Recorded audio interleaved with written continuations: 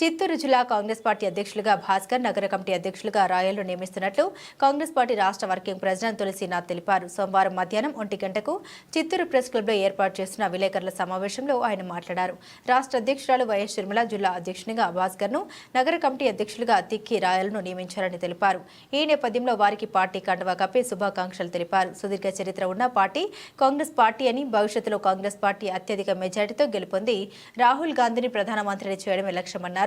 క్షత్రియ స్థాయిలో పార్టీ బలోపేతానికి కృషి చేస్తామని నూతన జిల్లా అధ్యక్షుడు భాస్కర్, నగర కమిటీ అధ్యక్షుడు టిక్కి రాయల్ తెలిపారు. ఈ కార్యక్రమంలో కాంగ్రెస్ నాయకులు పాల్గొన్నారు.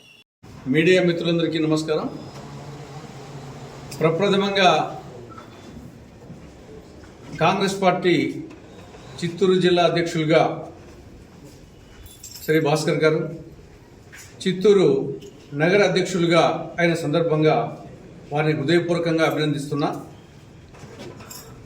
వారిని నియమించినటువంటి ఏఐసిసి అధ్యక్షులు మల్లికార్జున ఖర్గే గారికి, ఏపీసీసీ అధ్యక్షురాలు వైఎస్ షర్మిలారెడ్డి గారికి కృతజ్ఞతలు తెలియజేస్తున్నాను. వీరి అధ్యక్షతన రాబో రోజుల్లో అటు చిత్తూరు జిల్లాలో ఇటు చిత్తూరు నగరంలో కాంగ్రెస్ పార్టీ మరింత బలోపేతమవుతుందని చెప్పేసి ఆశాభావం వ్యక్తం చేస్తున్నాను. ఇప్పటికీ ఫిలప్ చేసింది 10% పదవులు మాత్రమే.